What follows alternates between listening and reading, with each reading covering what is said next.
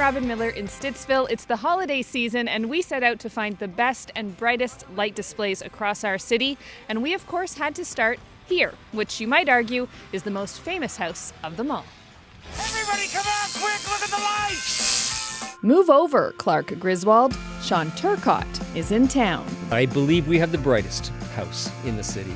I know because I pay the hydro bills. We have completely maxed out our electrical capacity. With movie quality props, lifelike cutouts, quotes, "Is your house on fire, Clark?" and 7,500 bulbs, the home is hard to beat. The great pride that we have is we've stuck with the old-fashioned lights. These are the old-fashioned glass incandescent C9 bulbs that we all grew up with back in the day. Sound familiar? 250 strands of light, 100 individual bulbs per strand for a grand total of 25,000 imported Italian twinkle lights. But it's not the only decked out house in the city. In fact, one woman had the bright idea of creating a map to showcase all of the best Christmas lights.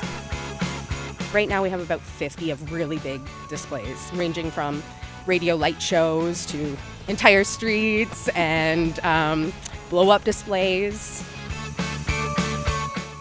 Taffy Lane is a must-visit in Orleans. Nearly every house gets in the spirit. What is it about this street that makes it so special and unique? It's just special. It's Christmassy. It's if you don't believe, come to Taffy Lane. You'll believe. It has the latest, the greatest, but also the most nostalgic. Like here, where these Santas represent tradition. My nanny passed away 5 years ago, a week before Christmas, and she loved all the occasions, and she went all out hanging ornaments from all over her ceiling, and she did outside like crazy, and she lived to be 92, and just, if I didn't do it, I wouldn't be carrying on what she did all the time. So I kind of do it for her and for other seniors and families and kids to come for a free activity and forget about all your worries in the world. Leaving your worries behind. It's also easy here with a custom-built Ferris wheel. It started a few years ago. I just, started, looking at the house and thinking, well, I need a few more lights. And so a few more lights became a few more lights, and then it kind of grew from there. And a few more lights became a Ferris wheel with music? Yes, that happened too. I can't really explain that. That's just something that decided to do and happened.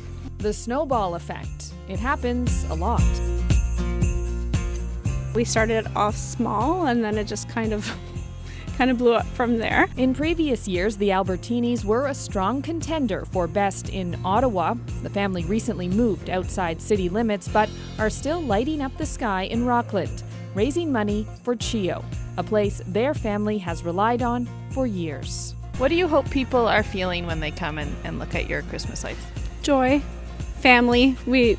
A big part of our display is we wanted that family feel. We wanted to bring families together to be able to spend that time with their children or their parents, or so that's to me, family is the most important thing in the world. So I'm hoping that other families can come together like that. Ho, ho, ho, ho, ho. Merry Christmas! Their elaborate display even has approval from the man himself. I think this display is quite magical. It gets the ho-ho-ho of approval. Back in Stittsville, the Turcottes are also raising money for CHEO, but say, sadly, this will be their last year. So we're getting a lot of really awesome feedback from people thanking us for what we've done. So right now it still feels awesome and the same feeling of fulfillment that we've always had because there's so many people still coming. Afterwards in January, I think it'll sink in that that's it. So I'm sure we'll be a little down then, but we'll come up with something next year. It just won't be as large or elaborate. Which means the title for Best and Brightest will be up for grabs next year. Robyn Miller, CBC News, Ottawa.